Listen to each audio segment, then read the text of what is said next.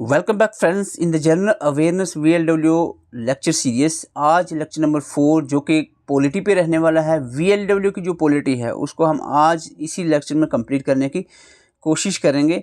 तो आइए स्टार्ट करते हैं। बेसिक फीचर सिलेबस में मेंशन है वो हम देखेंगे, उसके साथ प्रियम्बल के साथ साथ बाकी सारी चीज़ें से बेसिक फीचर में making of Indian constitution sources भी आ जाता है। बेसिक के आइडिया में शेड्यूल्स और कॉन्स्टिट्यूशन के जो कमिटीज़ हैं ये बेसिक में आ जाता है। इसके बाद हमारा सिलेबस में फंडामेंटल राइट है, इसको हम डिटेल से देखेंगे फंडामेंटल राइट्स को।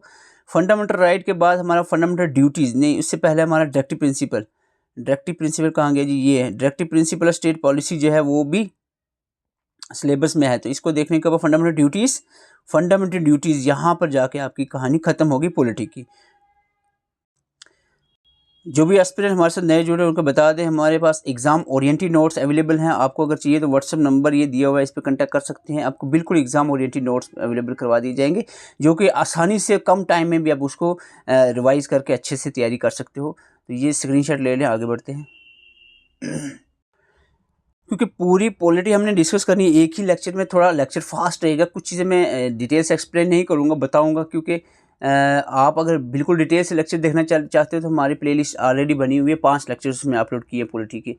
अगर एक ही लेक्चर में देखना है तो थोड़ा सा फास्ट आपको रहना पड़ेगा। बेसिक फीचर की बात करें तो इंडियन कॉन्स्टिट्यूशन लेंथीएस्ट, सबसे लंबा जो कॉन्स्टिट्यूशन, सबसे बड़ा कॉन्स्टिट्यूशन वो इंडिया का है। और ये ड्रॉन कहाँ से किया गया, डिफरेंट सोर्सेज से, ठीक है, वेरियस सोर्सेज से, जो आप आगे पढ़ेंगे। 448 आर्टिकल, अब ज़्यादा भी हो गए शायद, तो 25 पार्ट और 12 शेड्यूल्स इसमें मेंशन है। It is a blend of rigidity and flexibility. Indian constitution rigid भी है और फ्लेक्सिबल भी, बिकॉज प्रोसीजर जो है अमेंडमेंट का है, जो इसमें अगर चेंज लाना है वो ना ही इतना आसान है ना ही इतना difficult, neither easy nor difficult. उसके बाद फेडरल सिस्टम विद यूनिटरी ब्याज जो है हमारे इंडियन कॉन्स्टिट्यूशन है, because supreme court power lies in the hand of central government. Parliament form of government है, इसका मतलब है डेमोक्रेटिक फॉर्म ऑफ गवर्नमेंट है। पार्टी जो मेजोरिटी के साथ होती है वही गवर्नमेंट बनाती है।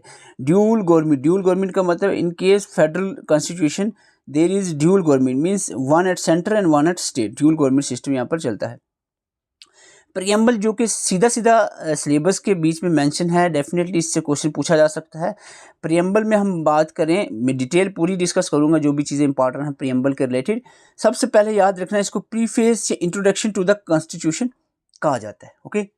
और ये जो प्रियम्बल आया कहाँ से, इसकी बैकग्राउंड देखें तो ऑब्जेक्टिव रेजोल्यूशन जो प्रपोज किया गया था जवाहरलाल नेहरू के द्वारा, यही जो है अल्टीमेटली बिकम द प्रियम्बल। ये 1900 मेरे ख्याल से 34 की बात है जब ये ऑब्जेक्टिव रेजोल्यूशन दिया गया था। तो वहाँ से ये एग्जैक्टली मुझे डेट याद नहीं, लेकिन ऑब्जेक्टिव रेजोल्यूशन जो जवाहरलाल नेहरू ने दिया था वही प्रियम्बल बनता है आखिरकार। आइडिया ऑफ प्रियम्बल जो है वो USA से बारो किया गया था, लेकिन जो लैंग्वेज है प्रियम्बल की ऑस्ट्रेलिया से ली गई थी। ये दोनों पॉइंट्स याद रखना है। Preamble was amended only, this is very important point. Preamble सिर्फ एक ही बार अमेंड किया गया अभी तक, वो 42 अमेंडमेंट एक्ट 1976 के टाइम में किया गया था, जिसमें बाय दिस जो है 3 टर्म्स, कुछ नहीं 3 टर्म ऐड की गई थी। वो कौन सी थी, सोशलिस्ट, सेक्युलर और इंटीग्रिटी। ये आपने याद रखना है। 42 अमेंडमेंट जो हुई थी 1976 में, इसमें प्रियम्बल को अमेंड किया गया था और एक ही बार अभी तक प्रियम्बल में चेंज किया गया है। तो इस 42 अमेंडमेंट के तहत जो है वो 3 नए वर्ड्स ऐड किए गए थे। इसके बाद अगर हम बात करें आइडिया ऑफ जस्टिस जो है, वो आइडिया ऑफ जस्टिस जो प्रियम्बल के अंदर मेंशन है वो कौन सी जस्टिस है, social, economic and political justice है इन द प्रियम्बल। बारो कहाँ से किया गया, रशिया से। जो प्रियम्बल में आइडिया ऑफ जस्टिस है ना, ये रशिया से लिया गया है। और जस्टिस कौन सी तरह की है, सोशल, इकोनॉमी एंड पॉलिटिक। और idea of liberty, equality and fraternity जो है ये फ्रांस से लिया गया है। आपने फ्रेटर्निटी से फ्रांस याद रखना, इक्वलिटी, लिबर्टी, फ्रेटर्निटी फ्रांस से लिए गए, ओके, ये आइडिया। और ये जस्टिस का आइडिया रशिया से लिया गया है, ओके। और अगर हम बात करें थोड़े इसके जो केसेस हैं इसके बैकग्राउंड में, दैट इज़ बर्बारिक यूनियन केस 1960 में हुआ। इसमें कहा, इस केस के जजमेंट में कहा कि it is said preamble is not a part of constitution. इसमें कहा गया कि प्रियम्बल जो है वो कॉन्स्टिट्यूशन का पार्ट नहीं है। लेकिन बाद में केशवानंदा भारती केस जब 1973 में होता है, सुप्रीम कोर्ट ने डिक्लेयर किया कि प्रियम्बल ए पार्ट है कॉन्स्टिट्यूशन का। बर्बारी केस में कहा था नहीं है, लेकिन केशवानंदा भारती केस में कहा yes it is a part of constitution. फिर उसके बाद जो होता है वो है बम्बई केस। बम्बई केस 1993 में सुप्रीम कोर्ट कहता है कि प्रियम्बल इंटीग्रल पार्ट है, इंटीग्रल पार्ट है, वो इजीली जिसको अमेंड भी नहीं किया जाता, इसमें जो बेसिक फीचर है उसको चेंज नहीं किया जा सकता। और अगर हम प्रियम्बल की बात करें, मैं यहाँ पर रोकूंगा, स्क्रीनशॉट आप ले लें या फिर आप एक बार इसको ज़रूर रीड करो। ये हमारा प्रियम्बल जो एक्चुअल वर्ड्स हैं प्रियम्बल के, ये ध्यान से पढ़ने, एक एक वर्ड आपने स्क्रीनशॉट लें या फिर आप वीडियो पॉज करके पढ़ लें। ओके, आगे बढ़ते हैं हम। यहाँ पर प्रेम्बल की बात होगी। अब बेसिक फीचर्स मेंशन थे तो मेकिंग ऑफ इंडियन कॉन्स्टिट्यूशन ज़रूर आपको पढ़ना चाहिए। तो यहाँ पर मेकिंग ऑफ इंडियन कॉन्स्टिट्यूशन में आइडिया जो कॉन्स्टिट्यूशन का है एम.एन. रॉय ने 1934 में दिया। क्लियर। कॉन्स्टिट्यूएंट असेंबली जो है वो 6 दिसंबर 1946 में बनी कैबिनेट मिशन प्लान के द्वारा, 6 दिसंबर 1946 में। और इसी कमेटी जो कॉन्स्टिट्यूएंट असेंबली थी, इसकी पहली मीटिंग 6 को बनी है, 3 दिन बाद यानी 9 दिसंबर 1946 को फर्स्ट मीटिंग होती है। और ये जो फर्स्ट मीटिंग थी इसमें चिंदानंद सहना फर्स्ट टेम्परेरी प्रेसिडेंट चुने गए थे कॉन्स्टिट्यूएंट असेंबली के। ओके, और पहली स्पीच जो है कॉन्स्टिट्यूएंट असेंबली में वो कृपलानी ने दी थी। ये पॉइंट्स आपको एक साथ में इकट्ठे करके दे रहा हूँ आसानी से ताकि याद रहें easily. Okay, architecture of constitution बहुत बेसिक है। Father of constitution B.R. Ambedkar साहब को कहा जाता है। कॉन्स्टिट्यूशन के एडवाइजर B.R. राव थे। कॉन्स्टिट्यूशन ऑफ इंडिया अडॉप्ट कब किया गया? 26 नवंबर 1949 में ये कंप्लीट हो गया और अडॉप्ट कर लिया गया, लेकिन कंप्लीटली फोर्स में नहीं आया। कुछ इलेक्शन, पार्लियामेंट, सिटीजन्स, ये वाले जो पार्ट्स हैं ये अडॉप्ट हो गए थे 26 नवंबर 1949 से ही। लेकिन अगर पूछा जाए finally came into force, completely adopted 26 जनवरी 1950, जिसको हम रिपब्लिक डे बनाते हैं, 26 जनवरी 1950 को हमारा कानून कंप्लीटली फोर्स में आता है। और इसके साथ साथ ये कुछ इंपॉर्टेंट पॉइंट है। नेशनल फ्लैग जो है 22 जुलाई 1947 में अडॉप्ट किया गया था। National anthem and national song 24 जनवरी 1950 यानी 26 जनवरी के 2 दिन पहले ही नेशनल एंथम और सॉन्ग जो है वो अडॉप्ट किया गया था इंडिया के द्वारा। कॉन्स्टिट्यूशन ऑफ इंडिया जो है वो कंप्लीट होता है 2 साल 11 महीने और 18 दिन इसको लगते हैं कंप्लीट होने में। जितना भी बेसिक फीचर हैं इसमें हमने एक ही स्लाइड में यहाँ इतने में आपको कवर कर दिया है ताकि आप इजीली इसको याद कर सको और समझ सको। जहाँ तक बात आती है सोर्सेज की, हो सकता है वीडियो थोड़ी लंबी हो जाए क्योंकि पॉलिटी हम पूरी मैराथन है ये पॉलिटिक का। तो सोर्सेज की बात करें यानी इंडियन कॉन्स्टिट्यूशन कहाँ से लिया गया है, इसके कुछ पार्ट उधर से कुछ उधर से इस तरह से इकट्ठा करके लिया गया है। ब्रिटेन सबसे बात करें, यूके, ब्रिटेन, इंग्लैंड, ब्रिटेन जो है इससे जो लिया गया है इंडियन कॉन्स्टिट्यूशन का पार्ट वो कौन कौन सा है? Single citizenship, by cameral legislature, law making procedure, election commission, post of MP, speaker of Lok Sabha, CA controller auditor general, president nominal head रहेगा, रिट्स इंपॉर्टेंट है। ये सारी चीज़ें जो हैं ये ब्रिटेन के कॉन्स्टिट्यूशन से ली गई हैं, ये आपने याद रखनी है। ओके, इसके बाद अगर हम बात करें USA यानी अमेरिका के कॉन्स्टिट्यूशन से, fundamental right, this is very important, जो सिलेबस में भी मेंशन है। फंडामेंटल राइट अमेरिका से लिया गया है और रिटन कॉन्स्टिट्यूशन होना चाहिए, ये भी अमेरिका से। USA से प्रेम्बल अमेरिका से, रिमूवल ऑफ जज और जुडिशियल रिव्यू, ये 5 पॉइंट्स आपने याद रखना है। ये जो चीज़ें हैं ये अमेरिका USA से बारो किए गए हैं। आयरलैंड यानी आयरिश से directive principle of state policy, this is very important क्योंकि सिलेबस में मेंशन है DPSP, तो ये DPSP जो है आयरलैंड से लिया गया है। फ्रांस, मैंने कहा था फ्रांस से फ्रेटर्निटी याद रखना, इक्वलिटी, लिबर्टी, इक्वलिटी, फ्रेटर्निटी, ये जो वर्ड्स हैं ये फ्रांस से लिए गए थे। रशिया से फंडामेंटल ड्यूटीज़, जो भी सिलेबस में मेंशन है हमारे, फंडामेंटल ड्यूटीज़ और इसके साथ जस्टिस, जो social, economic and political justice है, ये रशिया से लिया गया है। Suspension of fundamental right during emergency, emergency के दौरान फंडामेंटल राइट को सस्पेंड किया जाता है, तो ये जर्मनी, आपने इमरजेंसी जर्मनी ऐसे याद रखना है। साउथ अफ्रीका अमेंडमेंट जो है अफ्रीका से लिए। ऑस्ट्रेलिया से concurrent list, joint sitting, language of preamble, ये भी इंपॉर्टेंट है ऑस्ट्रेलिया से जो चीज़ें हमने ली हैं। कनाडा की बात करें, फेडरल सिस्टम और रेसिडुअल पावर जो है वो कनाडा से लिए गई है। तो ये इंपॉर्टेंट सोर्सेज हैं जो आपको याद रखनी है इंडियन कॉन्स्टिट्यूशन में, जो सोर्सेज जो चीज़ें ली गई हैं डिफरेंट कंट्रीज से। Okay, I hope you got this. तो ये सोर्सेज के रिलेटेड आपने देख लिया। आगे बढ़ते हैं, हम बात कर लेते हैं शेड्यूल्स की। तो शेड्यूल्स इंडियन कॉन्स्टिट्यूशन में 12 हैं, 12 शेड्यूल्स हैं, 12 शेड्यूल्स हैं। अगर इसको याद रखना चाहते हो ट्रिक के साथ, तो tears of old PM, tears हो गया territory and states, इमलमेंट and salary affirmation and oath, Rajya Sabha seat allocation and schedule areas, ये हो गया टीयर्स, TEARS टीयर्स, ठीक है। ऑफ 6 और 7 ऑफ अदर ट्राइबल एरियाज, और उसके बाद फेडरलिस्ट, ये आता है ऑफ 6 और 7। 8th में हमारा आता है ऑफिशियल लैंग्वेज, ओल्ड हमने पढ़ना, OLD old, 8 9 10 old. Official language, land reform जिसमें वैलिडेशन ऑफ एक्ट आता है, और डिफेक्शन यानी एंटी डिफेक्शन लॉ, ये आता है 10वें नंबर पे। आपको 11 पंचायत 12 म्यूनसिपलिटी ऐसे ही याद रहेगा PM। ओके, तो इसको पहले ट्रिक नहीं लगानी होती, पहले 5-6 बार इसको रीड आउट करना वर्डिंग ताकि आपको याद रहे, फिर उसके बाद ट्रिक लगानी होती है। ये चीज़ हमेशा याद रखना, ठीक है, डायरेक्ट ट्रिक नहीं याद रहेगी। टीयर्स ऑफ ओल्ड में PM। कॉन्स्टिट्यूशन कमेटीज़ की बात करें, ये भी हो सकता है एग्ज़ाम पूछी जाए, मैंने इसको अलग अलग कर दिया है। राजेंद्र प्रसाद कौन कौन सी कमेटीज़ के चेयरमैन थे, ये थे स्टीयरिंग कमेटी, एडहॉक कमेटी और national flag, finance and staff committee, committee और रूल्स एंड प्रोसीजर। इन सभी कमेटी के हेड जो थे वो थे राजेंद्र प्रसाद। जवाहरलाल नेहरू की बात करें, union power committee, union constitution committee और स्टेट कमेटी। यूनियन जहाँ पर है तो वो तो जवाहरलाल नेहरू की, उसके साथ स्टेट कमेटी भी। उसके बाद committee on functions of constituent assembly के फंक्शंस, यानी ये जो हमारे फंक्शन कॉन्स्टिट्यूएंट असेंबली के फंक्शंस की कमेटी जी थी, उसके हेड GV मवलांकर थे।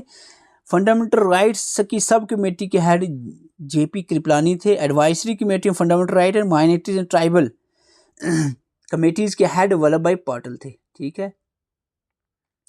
ड्राफ्टिंग कमेटी के हेड डॉक्टर BR अम्बेडकर थे, ये तो सबको पता ही होगा। ओके, अब हमारी बात आती है the most important topic of this polity, that is fundamental rights. Fundamental rights पे हम बात करने जा रहे हैं अब। सबसे पहले 3 इंपॉर्टेंट पॉइंट्स हम देख लेते हैं, that is fundamental right constitution के पार्ट नंबर 3 के अंदर है। आर्टिकल इसमें 12 से लेकर 35 तक आते हैं, और ये लिया गया है कहाँ से, USA से। ओके, इसको मैग्ना कार्टा भी कहा जाता है। तो ये इंपॉर्टेंट पॉइंट सबसे पहले हो गए। इसके बाद कुछ और कैरेक्टरिस्टिक्स हम देख लेते हैं फंडामेंटल राइट्स की, जैसे कि फंडामेंटल राइट जस्टिएबल है। जस्टिएबल का मतलब होता है ये अलाउ करता है पर्सन को to move the court if violated. अगर फंडामेंटल राइट्स की वायलेशन होती है तो बंदा कोर्ट में भी जा सकता है, ये इसको जस्टिएबल कहते हैं, ठीक है। Fundamental rights are not absolute but qualified. इसका मतलब क्या है, इसका मतलब state can impose restrictions on them. Absolute नहीं है, एब्सोल्यूट होता है रोक नहीं सकता इसको, लेकिन ये नॉट एब्सोल्यूट का मतलब हुआ कि इसको रोका जा सकता है, स्टेट इसको इसमें रिस्ट्रिक्शंस लगा सकता है, जैसे इमरजेंसी या इस तरह का कोई केस होता है। Fundamental right can be suspended, ये लिखा हुआ है, during national emergency except article 20, और this is very important. Fundamental right को सस्पेंड किया जा सकता है, लेकिन आर्टिकल 20 और 21 खत्म नहीं होगा, ठीक है। आर्टिकल्स 19 की बात करें, जिसमें 6 फ्रीडम्स दी गई हैं, be suspended only when emergency declare on the ground of external aggression. External यानी जब वर्ल्ड वार चल जाए, एक्सटर्नल इमरजेंसी हो जाए, तो उस केस में 19 आर्टिकल सस्पेंड होगा। लेकिन अगर इंटरनल इमरजेंसी आर्म्ड रेबेलियन हो, तो इस केस में ये सस्पेंड नहीं होगा आर्टिकल 19। 20-21 ज़्यादा इंपॉर्टेंट है, याद रखना, 20-21 सस्पेंड नहीं होते। राइट टू प्रॉपर्टी जो फंडामेंटल राइट है, ये 44th अमेंडमेंट एक्ट जो 1978 में हुआ था, इसकी अमेंडमेंट के तहत इसको डिलीट कर दिया गया था, right to property. Now it is made a legal right under article 300A में, ये लीगल राइट की तरह रखा है, फंडामेंटल राइट नहीं है। 44 अमेंडमेंट के तहत इसको ख़त्म किया गया था।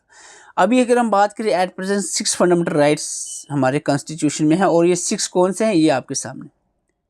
इसके आर्टिकल याद रखना, राइट टू इक्वलिटी 14 से 18 आर्टिकल, राइट टू फ्रीडम जो है 19 से 22, right against exploitation 23-24, right to freedom of religion 25 से 28, cultural and educational rights, cultural and educational rights जो है वो आता है हमारा 29-30, और right to constitution remedies article 32 में आता है। ये आपने याद रखने हैं पहले आर्टिकल्स इन पार्ट्स के, ठीक है। जैसे राइट टू इक्वलिटी में कहाँ तक है, इस तरह से पूछा जा सकता है। अगर हम थोड़ा सा पीछे आते हैं, आर्टिकल 12 और 13 यहाँ पर नहीं लिखा हुआ है। 12 में एक्चुअल में डेफिनेशन है स्टेट की, स्टेट क्या, स्टेट किसको कहते हैं। और 13 में कुछ और चीज़ें मेंशन, जैसे कि declare that any law which is contravenes fundamental right shall be null and void. कोई भी लॉ जो फंडामेंटल राइट से टकराएगा वो चूर चूर हो जाएगा। ये आर्टिकल नंबर 13 कह रहा है। Article 13 also says that about the judicial review के रिलेटेड भी आर्टिकल 13 के अंदर मेंशन है। तो आर्टिकल 13, 12, 13 आपको पढ़ लिया। उसके बाद जो है 14 से लेकर 32 तक आप यहाँ डिफरेंट तरीके से देखोगे। तो आइए स्टार्ट करते हैं। ये मैंने 2-3 दिन पहले आपको राइट टू इक्वलिटी के बारे में ट्रिक भी बताई थी। अगर हम बात करें राइट टू इक्वलिटी, इसमें आर्टिकल 14 से लेकर 18 तक आता है, ठीक है। 14 में पहले पढ़ना है equality before law. 15 prohibition of discrimination on the ground of religion, caste, sex ratio वगैरह। तो वो चीज़ें आपने डिटेल में पढ़नी है, वो अलग बात है, आगे आपको मेंशन होगा, थोड़ी आगे आप देखोगे। लेकिन पहले ये याद कर लो। Article 16 equality of opportunity, article 17 abolition of untouchability, 18 abolition of title, ये पढ़ लिया। इसके बाद ट्रिक है लॉ रिमूव्स डाउट। लॉ हो गया इक्वलिटी बिफोर लॉ, 14, 15, 16, 17, 18 लिखा आपने। पहले आ गया law means equality before law.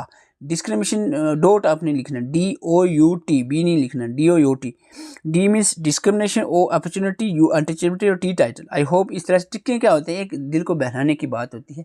इससे क्या होता है, बंदा बार बार चीज़ को देखता है और उस बहाने से चीज़ें याद हो जाती हैं।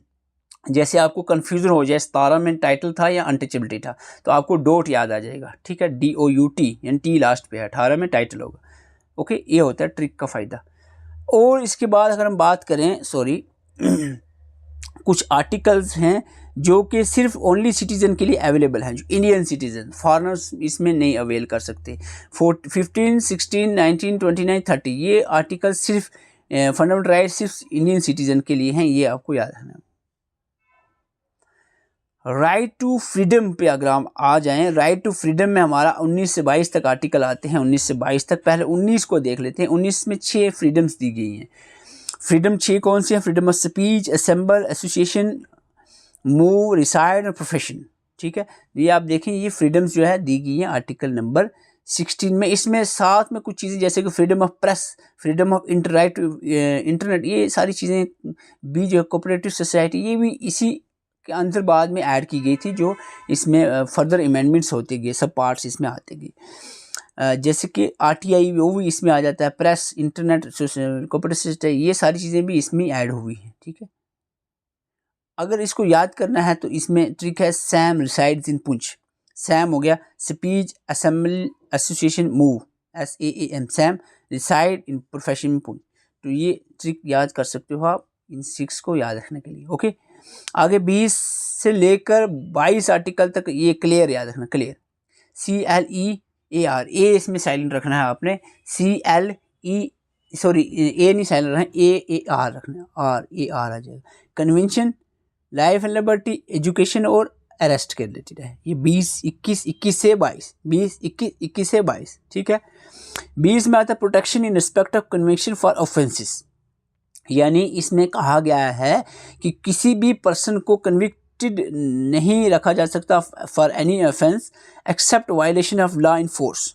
जो लॉ उस वक्त फोर्स में है उसकी वायलेशन अगर वो करे तभी उसको सज़ा मिलेगी, उसको कन्विक्ट माना जाएगा, अदरवाइज उसको नहीं, ठीक है। At the time of commission of the act, जिस वक्त उसने काम किया उस वक्त वो एक्ट फोर्स में होना चाहिए, ठीक है। ये चीज़ याद रखना। Subject to the penalty greater than the prescribe by the law, और जितनी लॉ ने प्रिस्क्राइब की है पेनल्टी उसको उतनी ही मिलेगी, उससे ग्रेटर नहीं होगी। No person shall be prosecuted and punished for same offence more than once.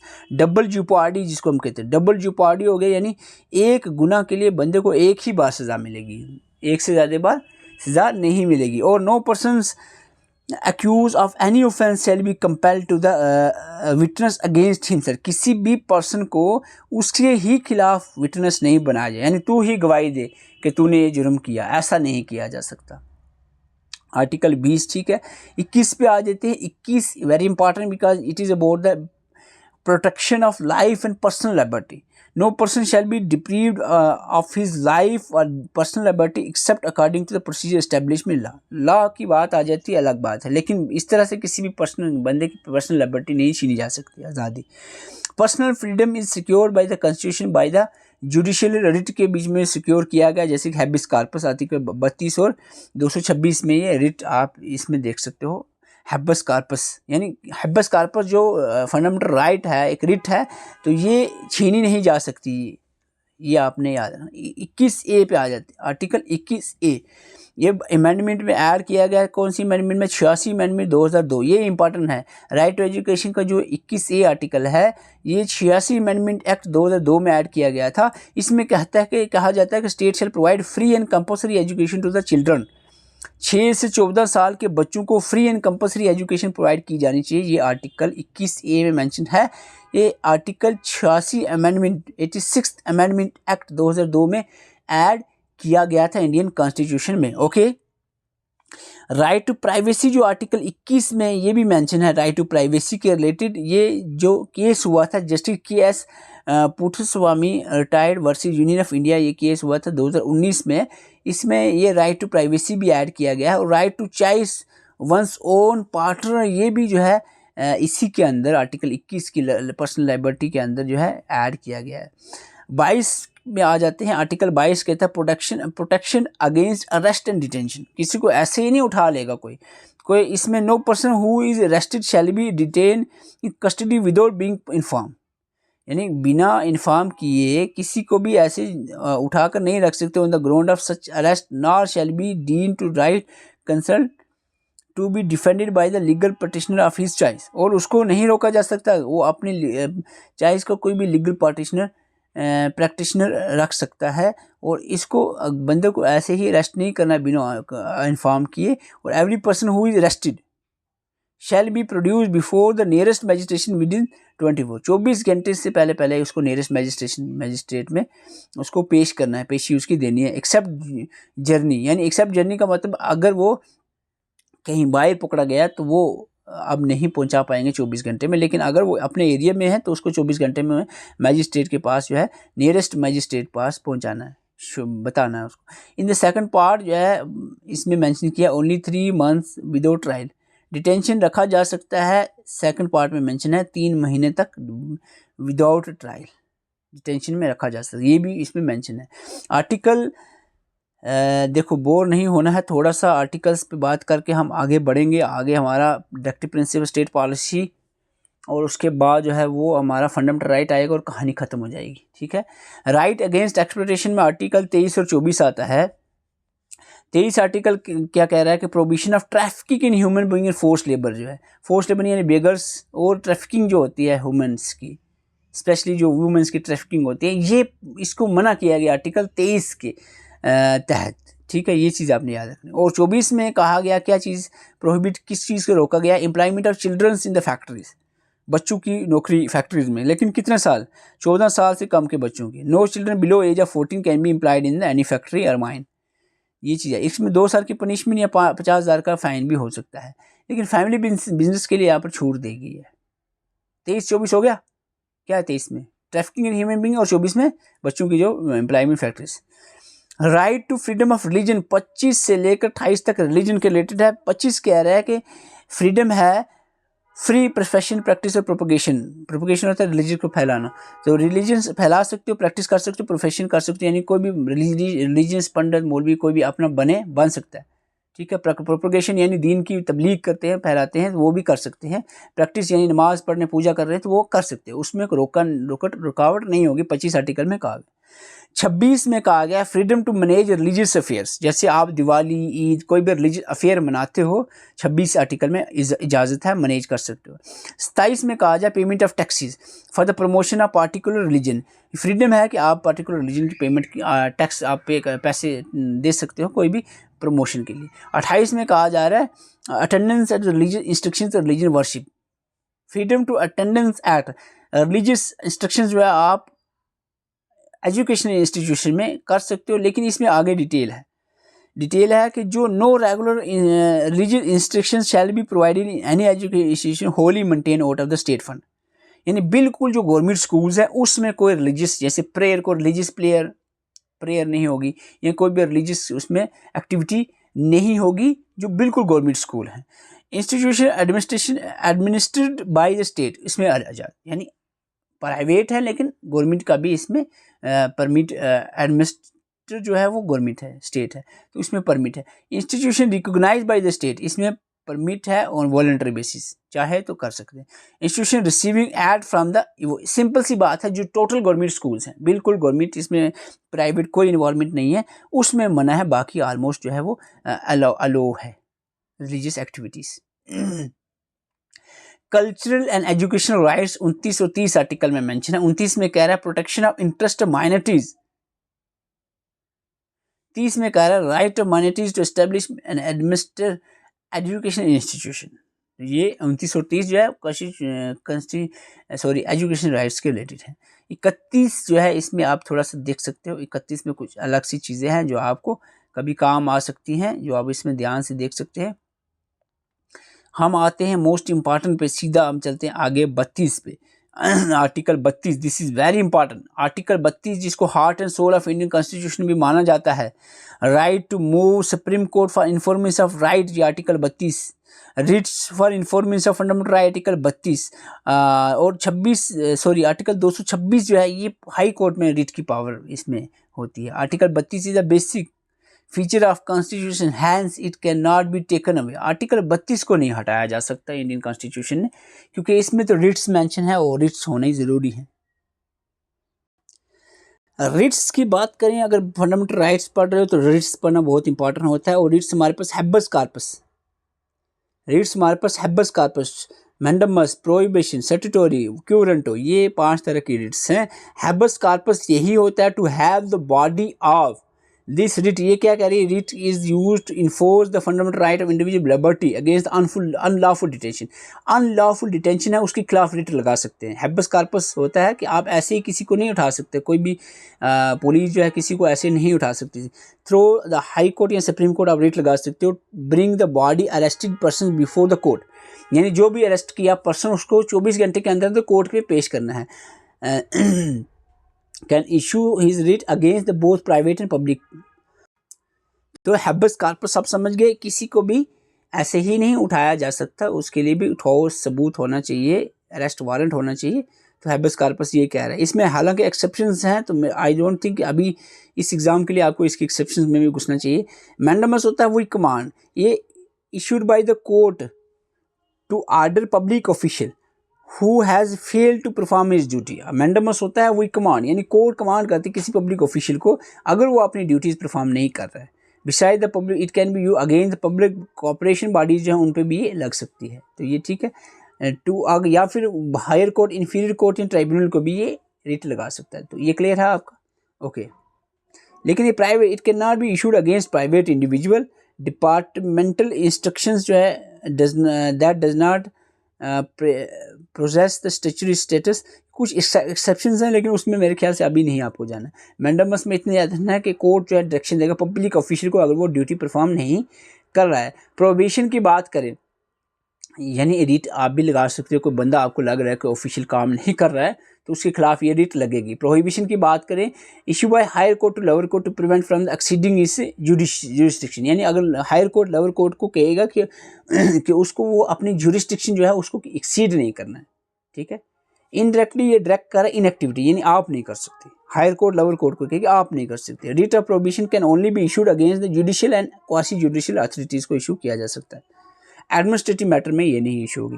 सर्टिटोरी की बात करें, it is also writs from higher court to the lower court and tribunal ordering them either the transfer the case pending them or itself quash their order, या तो order खुद ब खुद quash कर दो या फिर हम हायर कोर्ट को इसको ट्रांसफर कर दो। ये ऑर्डर होता है कहाँ से, हायर कोर्ट की तरफ से लोअर कोर्ट की तरफ, ओके। दोनों कोर्ट्स के रिलेटेड प्रोहिबिशन और प्रोहिबिशन में रोका जाता है उसको प्रोसीड करने से, ठीक है। कि आप जो है अपनी लेवल जो एक्सीड नहीं कर सकते आपकी अपनी लिमिट से। और सर्टिटोरी में कहा जाता है कि आप ट्रांसफ़र कर सकते हो इस केस को या फिर उसको क्वैश कर सकते हो। क्यू वारंटो कहते हैं कि by what authority issued by the court to prevent illegal seize and hold of the public office by a person. कोई भी पर्सन जो है इलीगली किसी भी पब्लिक ऑफिस पे होल्ड करता है तो उसके खिलाफ ये कोई वारंट और रिट जो है वो लगेगी। आई होप रिट के बारे में थोड़ा बहुत आइडिया आपको हो गया होगा।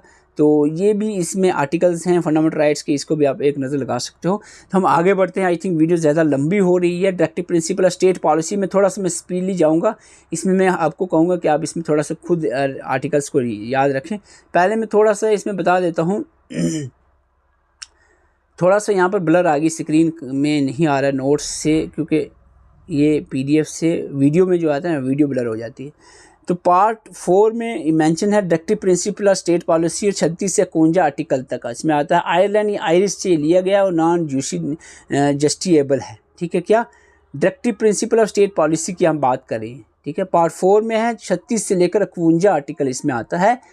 सोर्स इसका आयरलैंड आयरिश है और नॉन जस्टिएबल यानी इसकी वायलेशन होती है तो कोर्ट में नहीं रिट नहीं लग सकती।